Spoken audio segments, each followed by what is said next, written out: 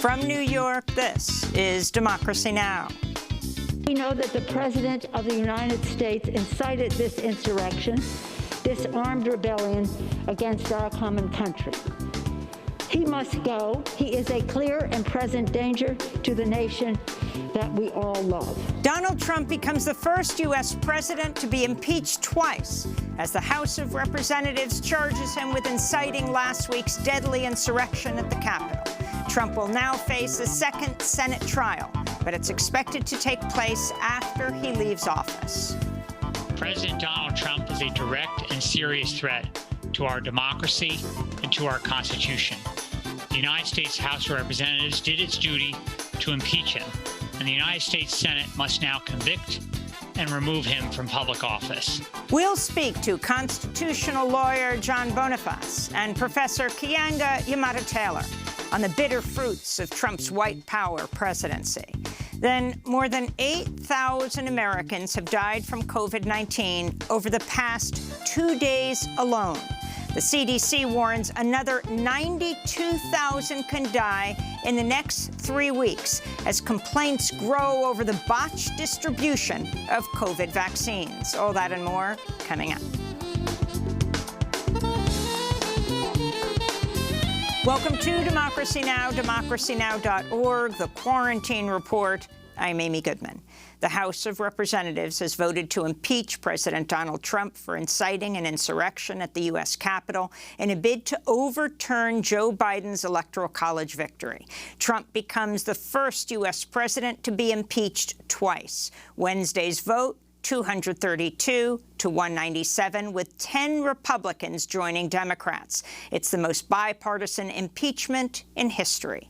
Missouri freshman Democrat Cori Bush spoke from the House floor ahead of the vote. If we fail to remove a white supremacist president who incited a white supremacist insurrection, it's communities like Missouri's 1st District that suffer the most. The 117th Congress must understand that we have a mandate to legislate in defense of Black lives. The first step in that process is to root out white supremacy, starting with impeaching the white supremacist in chief. Thank you, and I yield back. From New York wishes to reserve the gentleman from Ohio. Some House Republicans booed after Congressmember Bush delivered those remarks. Shortly after Wednesday's vote, House Speaker Nancy Pelosi signed the single article of impeachment. Today, in a bipartisan way, the House demonstrated that no one is above the law, not even the President of the United States. That Donald Trump is a clear and present danger to our country, and that once again, we honored our oath of office to protect and defend the Constitution of the United States. So help us God. Republican leader Mitch McConnell has adjourned the Senate until January 19th, making it unlikely Trump's trial will take place before Joe Biden takes office. We'll have more on Trump's historic second impeachment after headlines. The FBI is warning police chiefs across the United States to be on high alert for right-wing domestic terror attacks before and during Joe Biden's inauguration next week. In Queens, New York, on Wednesday, federal agents arrested 40-year-old Edouard Floria, a leader of the far-right Proud Boys group, for allegedly plotting another attack on the U.S. Capitol. Authorities recovered 1,000 rifle and shotgun rounds, along with knives, hatchets, and swords. The FBI also confirmed the arrest of Douglas Allen Sweet in Virginia, photographed with the mob in the Capitol last week wearing a shirt captioned "Camp Auschwitz" and "Work brings freedom," in reference to the Nazi death camp. In Virginia, 2 police officers from the town of Rocky Mount were arrested after they boasted online about joining the insurrection. One of the officers is an Army veteran and trained sniper. In Washington, heavily armed National Guard troops slept on the floor of the Capitol ahead of Wednesday's impeachment vote. The Pentagon said it's increasing the number of Guard soldiers deployed to the nation's capital to 20,000. Authorities have erected 8-foot-high metal walls around the Capitol and set up a fortified perimeter around the U.S. Naval Observatory, the official residence of Vice President Mike Pence. House Democrats are demanding an investigation into whether Republican lawmakers gave reconnaissance tours to far-right insurrectionists ahead of the January 6 riots at the Capitol. Congressmember Mikey Sherrill of New Jersey, who narrowly escaped the rampaging mob January 6, says she witnessed an extremely high number of outside groups in the Capitol complex on January 5th touring around at a time when the building was mostly closed to visitors due to the pandemic. Congressmember Sherrill spoke to MSNBC. I was flat on the ground as other members were calling loved ones because they thought that might be the last phone call they made. To imagine that colleagues of mine could have aided and abetted this is incredibly offensive, and there's simply no way that they can be allowed to continue to serve in Congress. Meanwhile, House Speaker Nancy Pelosi is scheduled to vote on whether to fine lawmakers who evade metal detectors up to $10,000 per infraction. This week, at least a dozen Republican House members were seen walking around magnetometers or ignoring Capitol Police after setting them off. Among those flaunting the rules was QAnon-supporting freshman Republican Lauren Boebert of Colorado, who's pledged to carry her Glock pistol with her at all times. She tweeted, quote, "I'm legally permitted to carry my firearm in Washington, D.C. and within the Capitol complex." The statement's false. Under House rules, firearms are restricted to a Congressmember's office. President Trump released a video Wednesday in which he claimed to oppose political violence. Trump read a prepared statement from a teleprompter in a 5-minute video posted on the White House's official Twitter account. I unequivocally condemn the violence that we saw last week. Violence and vandalism have absolutely no place in our country and no place in our movement. Trump went on to blame both sides of the political spectrum for violence over the last year. His statement came a week after he told his supporters, "We love you, you're very special," as they rampaged through the Capitol. Trump's prepared remarks came after his aides reportedly warned him he faces serious legal exposure once he leaves office. The Washington Post reports Trump has instructed aides not to pay $20,000 a day legal fees to his lawyer, Rudy Giuliani, who's been working to overturn the results of the election.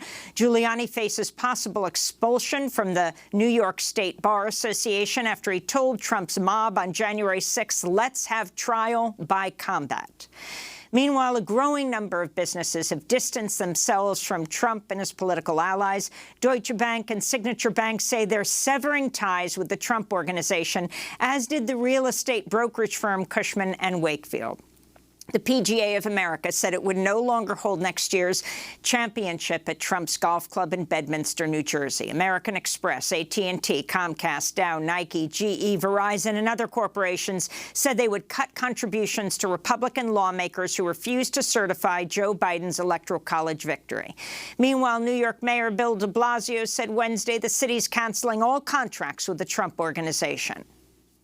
So we will no longer be doing any business at all. By the contract language, we have the right to terminate contracts, obviously, if a criminal act has been committed, and a criminal act has been committed. So goodbye to the Trump Organization. 92,000 more people in the United States could die of COVID-19 in the next 3 weeks. This according to a grim forecast issued by the Centers for Disease Control and Prevention. Another 3,800 deaths were reported Wednesday alone, and over 225,000 new confirmed cases. Over 130,000 people are hospitalized with COVID-19 in the United States. Pennsylvania said its number of hospitalizations is now close to double the peak of the spring's first wave. Arizona officials also reported record-high hospitalization and ICU numbers this week. A staggering 1 in 3 Los Angeles County residents has gotten the coronavirus since the start of the pandemic, according to new data. Early trials for Johnson & Johnson's experimental coronavirus vaccine are showing promising results. If further trials prove effective, the vaccine could be a game changer as it requires just 1 shot and does not need to be stored in ultra-cold freezers. Democratic Congressmember Pramila Jayapal said Wednesday her husband, Steve Williamson, also has COVID-19, days after she tested positive following last week's riot at the Capitol when she was forced to take shelter with Republican lawmakers who refused to wear their face masks. Congressmember Ayanna Pressley's husband, Conan Harris, has also tested positive for COVID-19. He was with the Congresswoman during the Capitol siege. As confirmed global deaths from COVID-19 near 2 million, the World Health Organization's warning the worst of the pandemic may still lie ahead. Going into a second year of this, it could even be tougher, given the transmission dynamics and some of the issues that we're seeing. The WHO points to the rapid spread of new coronavirus variants, which are believed to be more infectious, that have quickly crossed borders and are circulating in countries around the world. The UN body is also asking wealthier countries to share their vaccines with poorer countries in a show of kindness and global solidarity. Of the 46 countries that started vaccinating their populations, only one is low income. China's reported its first COVID death since May as WHO officials arrived in Wuhan to start their investigation into the origins of the pandemic. China recently placed over 22 million people in lockdown in an effort to contain its mounting cases. Switzerland's holding a referendum on the government's authority to impose COVID restrictions after campaigners garnered enough support to trigger a public vote on repealing some lockdown and other measures. The vote could come as early as June, and the outcome will be legally binding. In Peru, health workers are on indefinite strike, calling for more financial support and resources from the government as they battle the surge in patients with dwindling hospital staff. The U.S. has expanded its ban on cotton products from the Chinese province of Xinjiang, now banning all cotton from the region and adding tomatoes to the list over fears of companies using the slave labor of imprisoned Uyghur Muslims. In Hong Kong, police raided and arrested 11 more people under the national security law as the crackdown on opponents of one-party rule continues. The detained are accused of helping 12 activists attempt to flee to Taiwan by speedboat in August. Human Rights Watch said China had an appalling year of human rights violations in 2020, citing the situation in Hong Kong, the treatment of Uyghur Muslims, and the silencing of reports about the coronavirus. This is Human Rights Watch researcher Yachui Wang. Since President Xi Jinping came to power, the repression has gone worse and worse overall, like on every aspect of the Chinese society. You can see how the party is becoming more and more intolerant of any kind of independent activity. Human Rights Watch also slammed the United States in its annual report, with Director Ken Roth saying, quote, "Trump has been a complete disaster for human rights." In Uganda, voting has begun in the closely watched race between longtime President Yoweri Museveni and the rapper-turned-politician known as Bobi Wine. On Wednesday, tanks began patrolling areas of Kampala, largely in opposition stronghold neighborhoods. During the campaign, security forces repeatedly cracked down on opposition rallies, killing more than 50 people. Uganda shut down all social media platforms ahead of the election. The Census Bureau has stopped working on President Trump's directive to establish a count of undocumented residents. The move effectively ends Trump's bid to exclude immigrants from the census count. The ACLU, which challenged Trump's attack on the census in court, is calling for incoming President Biden to formally rescind Trump's policy. And the U.S. Supreme Court has barred patients from receiving medication in the mail to have a non-surgical abortion early in their pregnancy. The court reinstated a federal requirement that patients must visit a doctor's office or health center to obtain mifepristone, also known as RU-4886, overturning a lower court ruling that the drug could be mailed to reduce unnecessary travel during the pandemic. The decision will force some to drive over 1,000 miles to get the pill. The three liberal judges on the court dissented. Sonia Sotomayor said the ruling, quote, imposes an unnecessary, irrational, and unjustifiable undue burden on women seeking to exercise their right to choose. And those are some of the headlines. This is Democracy Now!, democracynow.org, The Quarantine Report. I'm Amy Goodman in New York, joined remotely by my co-host, Nermeen Shaikh. Hi, Nermeen. Good morning, Amy, and welcome to our listeners and viewers around the country and around the world. Well, the House of Representatives has voted to impeach President Donald Trump for inciting an insurrection at the U.S. Capitol in a bid to overturn Joe Biden's Electoral College victory, making Trump the first U.S. president to be impeached twice. Wednesday's vote was 232 to 197, with 10 Republicans joining Democrats. It's the most bipartisan impeachment in history.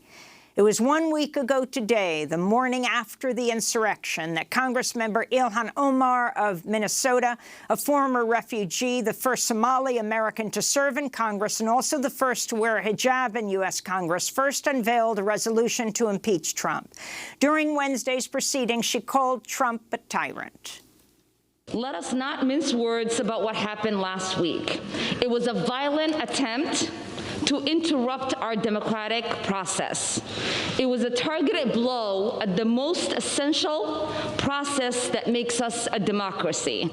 It was a direct and specifically incited by the President of the United States. For years, we have been asked to turn a blind eye to the criminality, corruption, and blatant disregard to the rule of law by the tyrant president we have in the White House. We as a nation can no longer look away.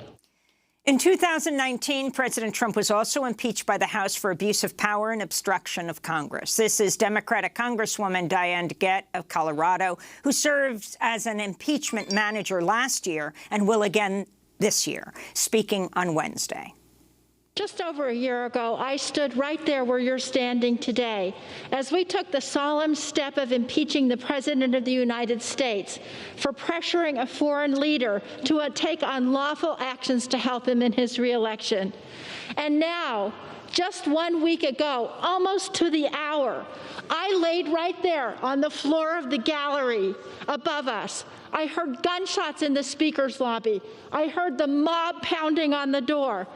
And what they were trying to do, they were all an angry mob incited by the president, trying to stop certification of a legitimate election. It's clear the president learned nothing in the last year.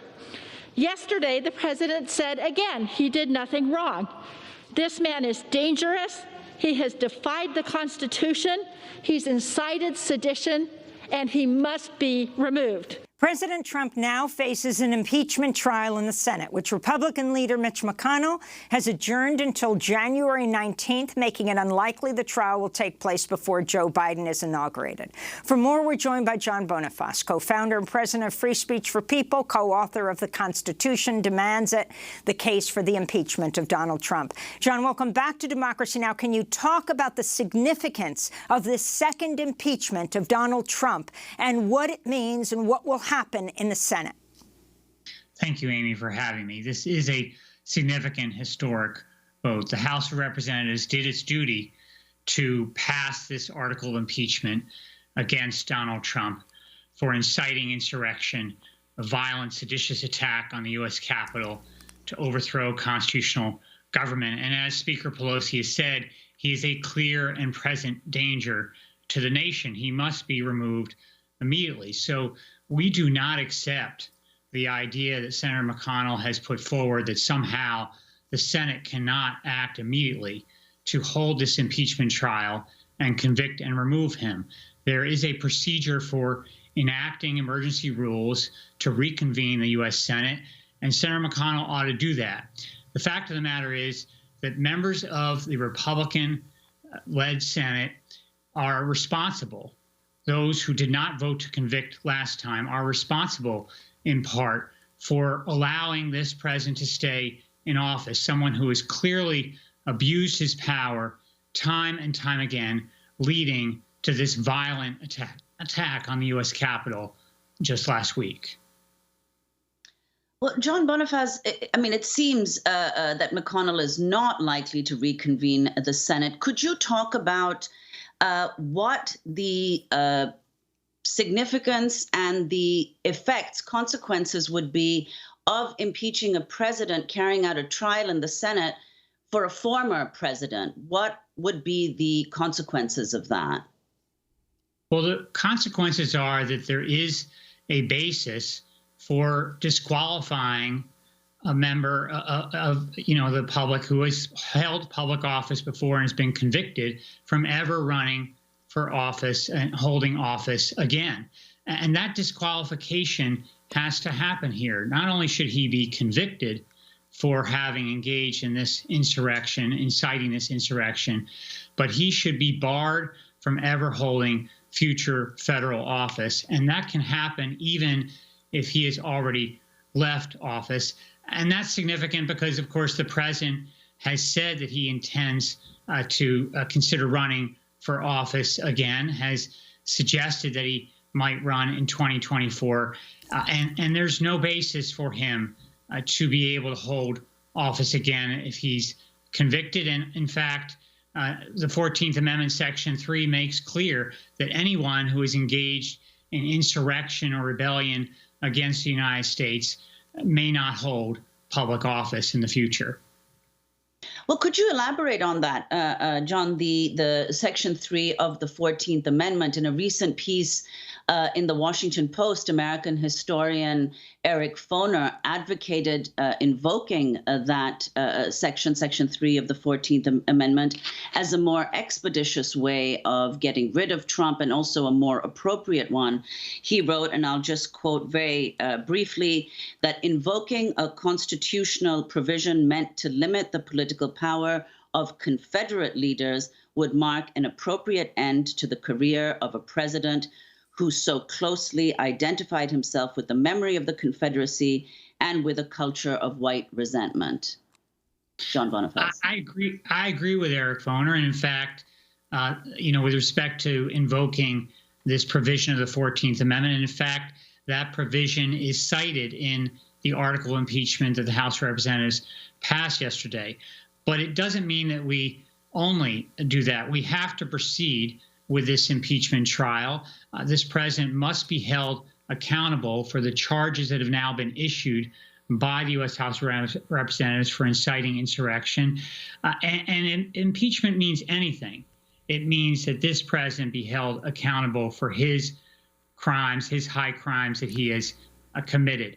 So I think we ought to make sure that the Senate does its job, that it holds this impeachment trial immediately, that it convicts and removes this president from public office, while at the same time invoking that provision of the 14th Amendment. And frankly, it ought to be invoked not only against the president, but against those members of Congress who participated in seeking to overthrow a free and fair election last November.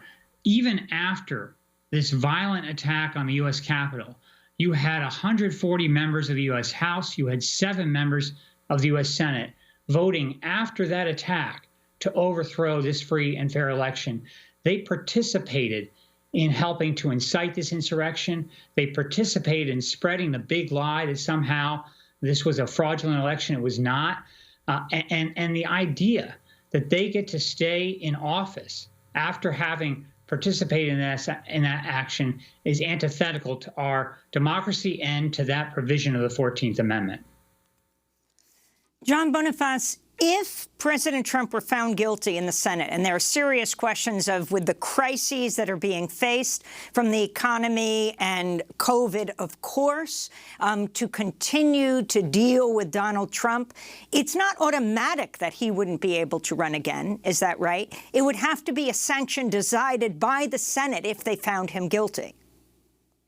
That's correct. And this has happened in prior impeachments of judges where following the conviction vote, there is another vote that is taken and only requires a simple majority of the Senate to disqualify the person from ever holding federal office again. And that's what would have to happen here. First, the Senate would have to hold this impeachment trial, convict the president, or if he's no longer president, the ex-president, and then pass by simple majority vote the disqualification. All of that can take place very quickly, and it should.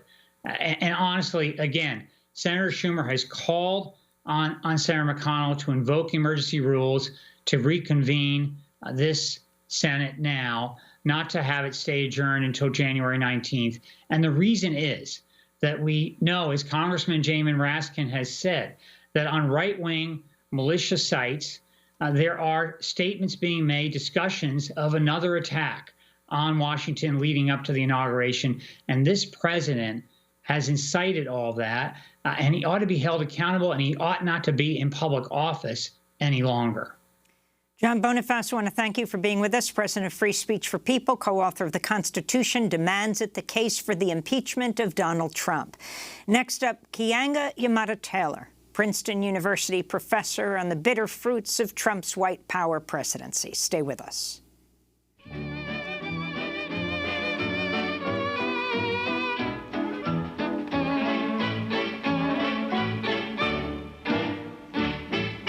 On the farm, every Friday, on the farm, is rabbit pie day. So every Friday that ever comes along, I get up early and sing this little song. Run, rabbit, run, rabbit, run, run, run. Run, rabbit, run, rabbit, run, run, run. Bang, bang, bang, bang goes the farmer's gun. Run, rabbit, run, rabbit, run, run, run, run. Run, rabbit, run, rabbit, run, run, run. Don't give the farmer his fun, fun, fun. He'll get by without his rabbit pie. So run, rabbit, run, rabbit, run, run, run. Run, Rabbit, Run by Flanagan and Allen. This is Democracy Now!, the Quarantine Report. I'm Amy Goodman with Nermeen Shaikh as we continue to look at President Trump's second impeachment. It's historic. The House voted 232 to 197 to charge Trump with inciting last week's deadly insurrection at the Capitol, making him the first president to be impeached twice. During Wednesday's debate, newly sworn-in Congressmember Cori Bush of Missouri called Trump a white supremacist president. Madam Speaker, St. Louis and I rise in support of the article of impeachment against Donald J. Trump. If we fail to remove a white supremacist president who incited a white supremacist insurrection, it's communities like Missouri's 1st District that suffer the most. The 117th Congress must understand that we have a mandate to legislate in defense of Black lives. The first step in that process is to root out white supremacy, starting with impeaching the white supremacist in chief. Thank you, and I yield back. And from New York wishes to reserve the gentleman from Ohio. After Cori Bush's remarks, some House Republicans booed. Congressmember Bush has said her first resolution in Congress will be to, quote, call for the expulsion of the Republican members of Congress who incited this domestic terror attack on the Capitol. As Trump was impeached Wednesday, more of his supporters who took part in last week's attack were arrested, including current police officers from around the country. In Queens, New York, the FBI arrested Edward Floria, a leader of the far-right Proud Boys group, for allegedly plotting another attack on the U.S. Capitol. The FBI also confirmed the arrest of Douglas Allen Sweet in Virginia, who was photographed with the mob in the Capitol wearing a shirt that read Camp Auschwitz in reference to the Nazi death camp. In Virginia, 2 police officers from the town of Rocky Mount were arrested after they boasted online about joining the insurrection last week. One is an Army veteran and trained sniper. And a Houston police officer was placed on administrative leave and will likely face felony charges after he was filmed joining riots at the Capitol. This comes as the FBI is warning police chiefs across the country to be on high alert for right-wing domestic terror attacks before and during Joe Biden's inauguration next week. The Pentagon said it's increasing the number of Guard soldiers deployed to the nation's capital to 20,000, twice the combined number of U.S. troops in Iraq and Afghanistan. This massive mobilization stands in stark contrast to last week's riot. NPR reports despite open planning of the violent attack on social media. The FBI and Department of Homeland Security filed no security report ahead of January 6th, even though they produced similar intelligence bulletins ahead of demonstrations after the police killing of George Floyd and Black Lives Matter marches and the annual convention of the Islamic Society of North America. For more, we're joined by the renowned scholar Keeanga-Yamahtta Taylor, assistant professor of African American Studies at Princeton University, contributing writer at The New Yorker magazine. Her latest piece there is headlined, "The Bitter Fruits of Trump's White Power Presidency." Professor Taylor, welcome back to Democracy Now! Why don't you respond to the impeachment yesterday and what you saw this insurrection, what underlies it?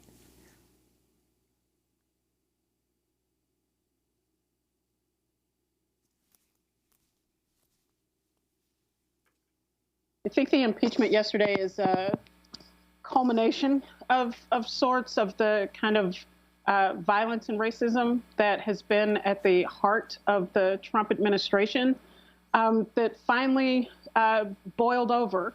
And, you know, this is an effort to, I think, reassert some kind of authority and control in a situation that seems to have spiraled out of control politically at an incredibly dangerous time. I mean, if we think about all of the things that are happening in the United States right now, with the exponential spread of COVID, with the disintegration of the U.S. Economy, with, you know, millions of people, it is not hyperbole to say millions of people stand on the precipice of eviction and foreclosure at the end of January. And we have a government that has completely spun out of control at the hands of Donald Trump. And I think that the impeachment procedures are an effort to regain control, which is why you've seen some, not many, not a significant number, but some Republicans who have finally grasped the depths of depravity of this Trump administration and really the danger that it represents. And I think that this has gotten to this point because it has been allowed, the Trump administration has been allowed to court white supremacists and white extremists from before Donald Trump won the presidency and certainly well into his presidency, that all of his comments, his racist comments, his comments encouraging violence against his political opponents, both in politics and both in the population at large, have been downplayed, have been ignored, or in some cases have been egged on. And all of that has brought us to this point, today. And Keeanga, could you elaborate on that point, what you said about the House Republicans who broke with the party and voted to support in favor of impeachment? Do you see that as indicative of where the party might go after Trump? I mean, many have said, in fact, that 10 is nothing, that everybody should have voted to impeach him given what happened. Where do you see the party going once Trump is out? I think given that Donald Trump not only received 74 million votes, but he significantly increased his voter turnout, even at the most hysterical part of his presidency, the most unhinged part of his presidency towards the end. He still continued to grow his voter base. And so I think the idea that this is either the end of the Republican Party or the Republican Party has learned from its mistakes is sadly mistaken. I think that the Republican Party, for most of them, feel as if they have benefited from the rancor of Donald Trump. And I think what will really make the difference in terms of whether they continue to embrace this kind of unvarnished white extremism in the heart of their party, or whether they try to put the cloak back over it which I think is an important thing to say, that even for those people, those Republicans who have come out and finally said that this is a bridge too far, I mean, this is pretty dramatic for the bridge too far to be this. If we think about all of the things that Donald Trump has said and done in his very short one-term presidency, for it to get to this point, insurrection, riot in the Capitol building that resulted in the deaths of 2 police officers. One officer was killed in the Capitol. Another one committed suicide days after the riots in the Capitol. If that's what it takes for you to break with Donald Trump, it speaks to the rot at the core of the Republican Party. And I think that because they have been so successful embracing these politics of racism, of extremism, of xenophobia, of Islamophobia, of political violence, of the idea that only Republicans are entitled to win elections, that there will have to be some demonstration that those politics are no longer popular among a certain strain in the population for them to abandon that strategy. So it remains to be seen what Donald Trump's influence will be, whether the corporate titans jumping off the Titanic will be enough to get the attention of the Republican Party, but that so many of them continue to cling to this demagogue, even after the deaths of police officers, even after the mayhem at the Capitol, is both astounding and speaks to the utter corruption of the Republican Party writ large. I wanted to ask you about the comments of people like Congressmember Pramila Jayapal, who, along with many others like Norma Torres, Ayanna Pressley, have talked about the horror, Alexandria Ocasio-Cortez, these women of color fleeing this mob, not to mention some of the African-American Capitol Police who felt completely unprotected themselves from their leadership as they're being chased by the mob. But you had Pramila Jayapal bringing these 2 issues together. She is the 3rd Congress member to test positive for COVID-19 that we know of. The New Jersey Congress member Coleman Watkins also tested positive, 75 years old, African-American cancer survivor, because of sequestering with Republican Congress members who refused to wear masks.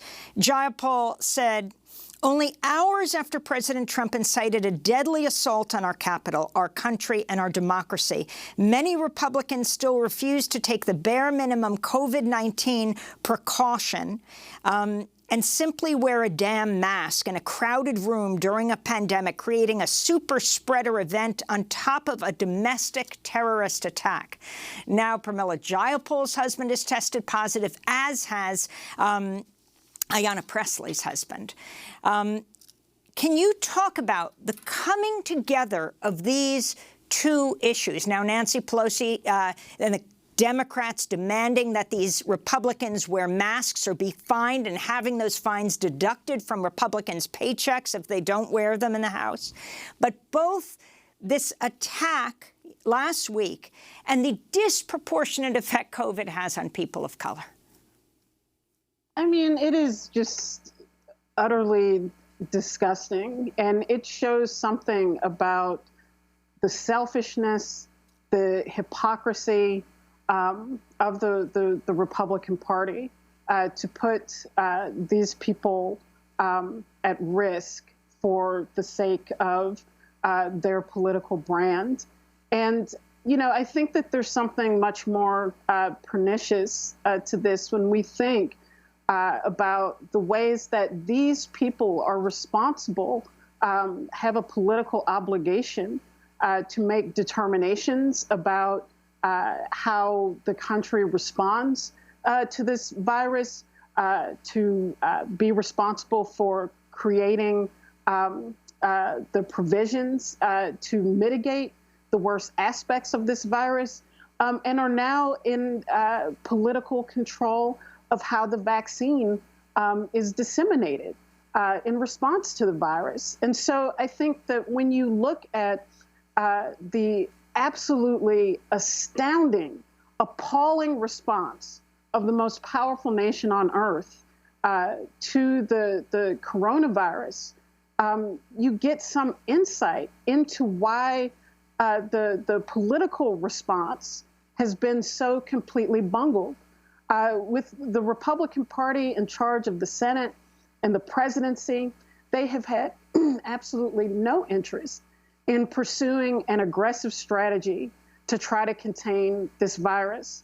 I think that early on, the Republican Party took the stance that that was imposed on meat workers in the meatpacking industry, that they would force people to work, that they would create a situation where there were no public provisions so that people could safely shelter in place at home, which is has been the only real, known way to curb the virus. But we know that the only way that is possible is if you make sure that people's rent is paid, that if you make sure people are able to afford groceries, that if you make sure people are able to provide for their families. That is the only way that you can stay at home. And so the Republicans let the effort to take that off of the table, to force people to go to work, which has resulted in the disastrous death toll that we have in this country, all on the hedge that Americans would become immune to thousands of people dying. And that would be the way that they would get away with it. And so their personal politicization of wearing the mask, of taking preventative measures, also underlies a political approach to not containing this virus, as it has had a disproportionate impact on indigenous people, on Black people, on Latinx people who are forced to work in the public sector. And these people simply don't care. This party, disproportionately millionaire, disproportionately white male, do not care about the impact, right down to putting their colleagues, the people that they work with, at risk. It speaks to something deranged within the individuals that compose that party. It is disgusting. And a correction on the Congresswoman's name from New Jersey. It's Congressmember Bonnie Watson Coleman, and we're going to link to her op-ed piece in the Washington Post. I'm 75. I had cancer. I got COVID-19 because my GOP colleagues dismiss facts. Nermeen? And Kianga, as you've just outlined, this really litany of abusive policies that the Trump administration has carried out right to this moment. Despite that, as you've written about extensively, he received over 70 million votes.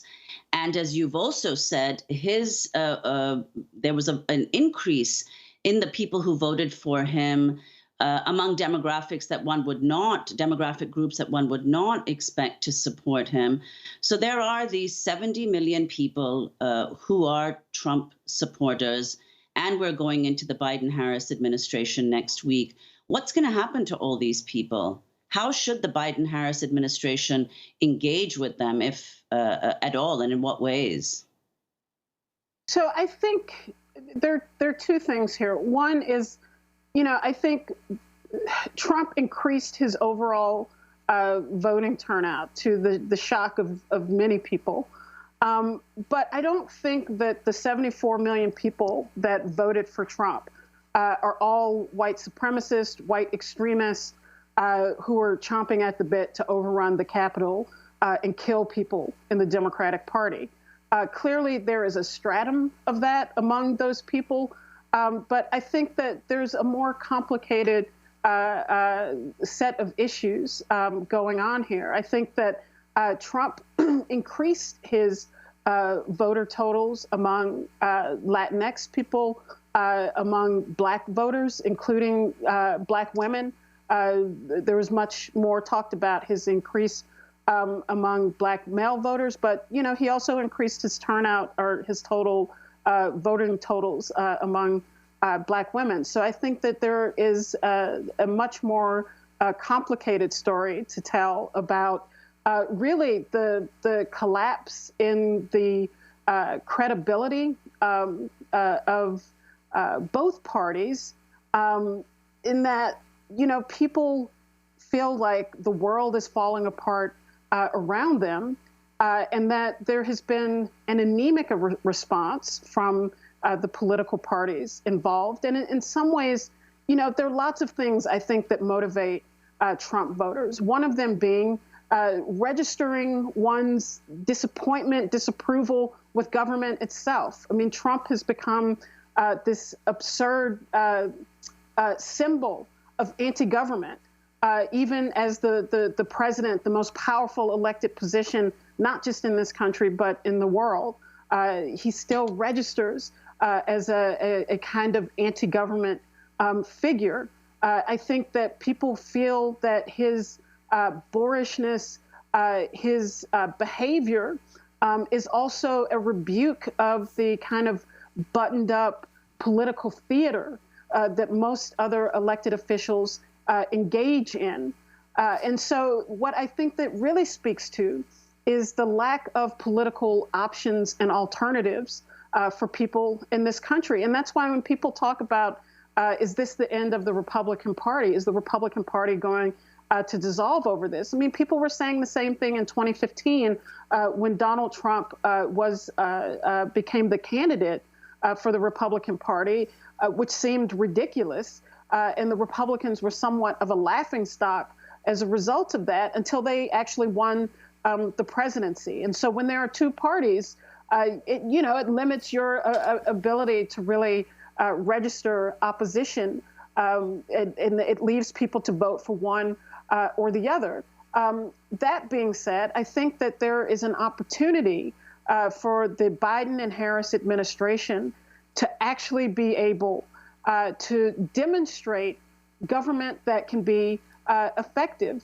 They have to seize this opportunity that has been dropped in their lap because of the activism and work of Black activists and other voting rights activists in Georgia that helped flip the Senate seats in that state.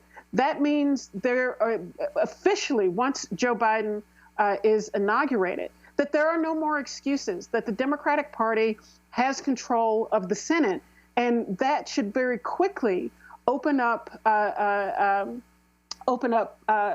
period of intense legislation. The $2,000 checks, we want to see them. Relief for renters in this country, stopping evictions, we want to see that. Healthcare, a real plan around the distribution of this vaccine. I think all of those things and more, canceling student loan debt, all of these things are now plausible. The Democrats do not have the Republicans as an excuse for why they can't get things done. And so I think it means that the Biden and Harris administration are going to have to abandon this plan of bipartisanship, of trying to appeal to the discredited and disgraced Republican Party in the name of some false unity.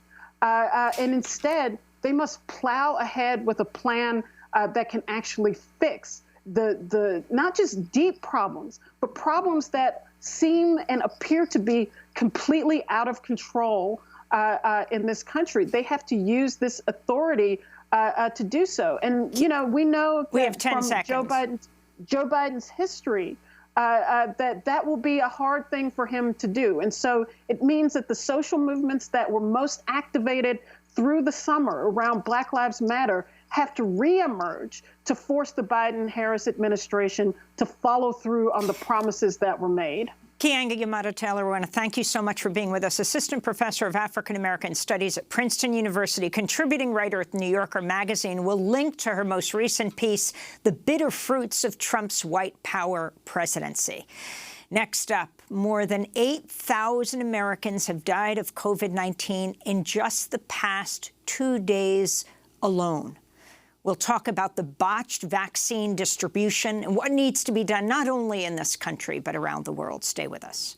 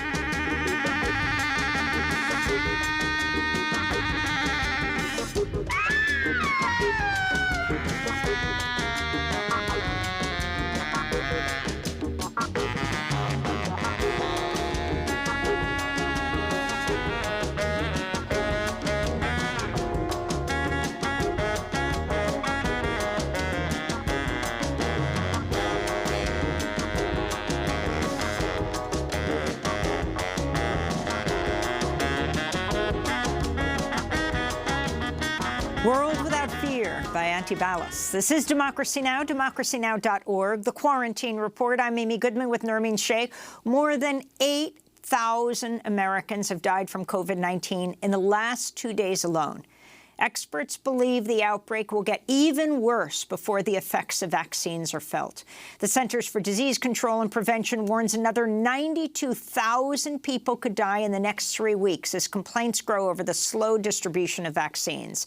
In an effort to speed up the vaccine rollout, the CDC's expanded its guidelines to include eligibility for anyone 65 or older, as well as those with some underlying health conditions. For more, we go to Omaha, Nebraska.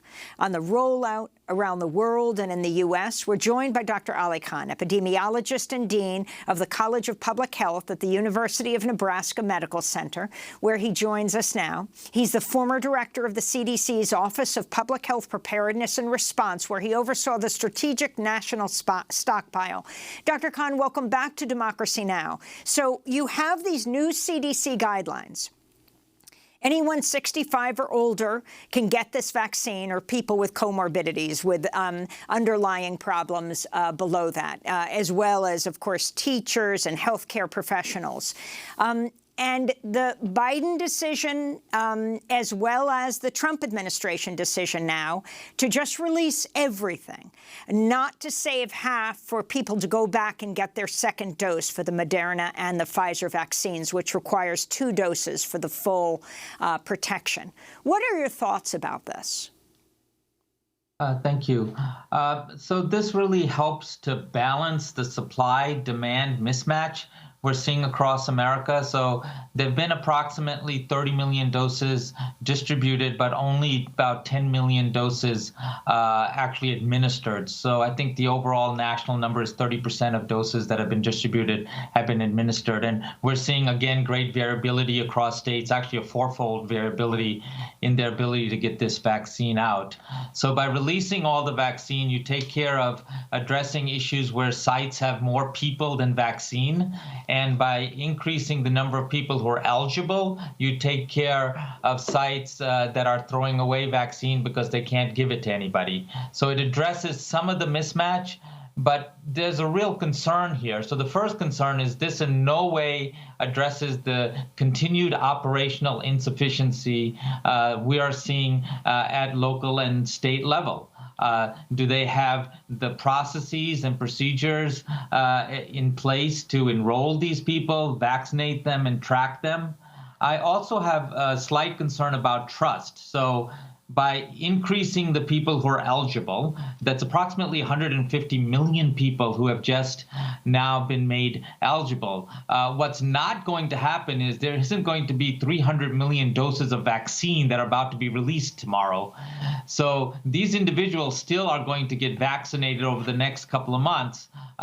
And so we need to remind people that this doesn't mean you can get vaccinated tomorrow. The other concern is from the manufacturing standpoint. So we've had a mismatch between distribution and administration, but there's also the concern of a mismatch between manufacturing and administration, because we know one vaccine is not sufficient. You need to get 2 vaccines. And so will manufacturing be able to keep up with all of this increased demand for vaccines? So it's not a panacea. It's not a solution. It'll help some of the problem, but the fundamental issues around improving operations remain. And Dr. Khan, could you comment also on the reports that some health workers who were, of course, the first among those to be offered the vaccine, that some health workers have been refusing the vaccine? That's one point. And then the second issue is what we know about those who've received both doses of either vaccine, the likelihood of them still being able to spread the virus if they become infected. So those are excellent questions.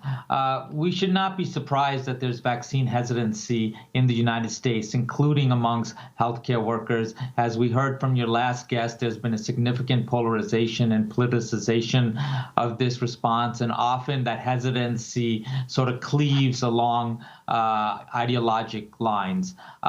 In our facilities here in Nebraska, we've almost had over 95% compliance, so people are lining up to get vaccinated. So we need to be careful about anecdotes about who does or does not want to get vaccinated.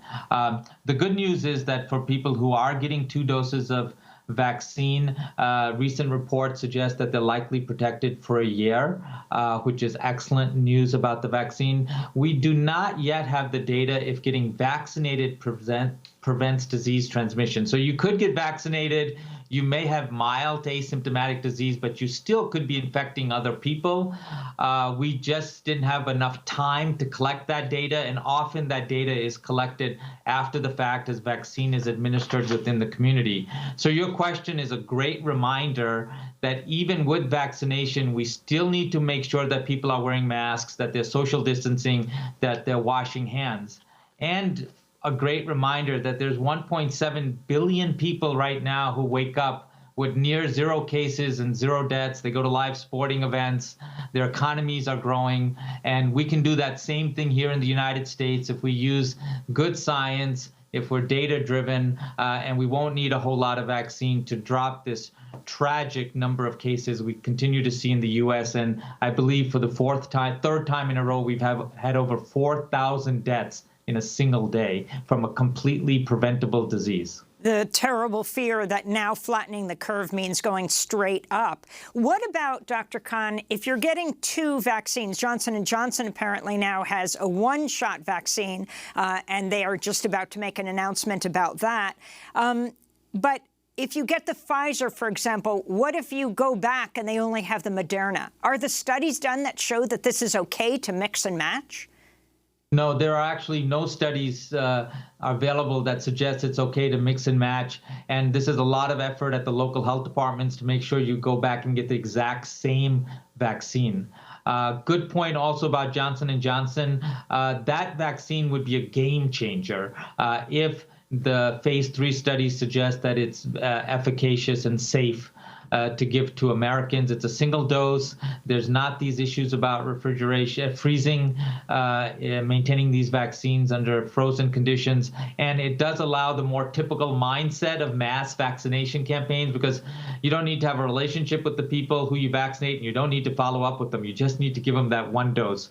So hopefully we'll hear good news in the next couple of weeks on the Johnson & Johnson vaccine and their commitment to supply approximately 12 million doses by the end of February. And let's not forget, as the World Health Organization has pointed out, of the 46 countries that started vaccinating their populations, only 1 is low income. A future discussion tomorrow will be joined by Dr. Peter Salk, the son of Jonas Salk, the inventor of the polio vaccine. Dr. Ali Khan, thanks so much for being with us from Omaha, epidemiologist and dean of the College of Public Health at the University of Nebraska Medical Center, former director at CDC. That does it for our broadcast. Democracy Now! Is produced with Renee Feltz, Mike Burke, Dina Guzder, Libby Rainey, Maria Taracena, Carla Wills, Tammy Warnoff, Tarina Nadura, Sam Alkoff, Tamery Astudio, John Hamilton, Rabbi Karen, Honey Massoud, Adriana Contreras. Special thanks to Julie Crosby, Becca Staley, Miriam Barnard, Paul Powell, Dennis Moynihan. Remember, wearing a mask is an act of love.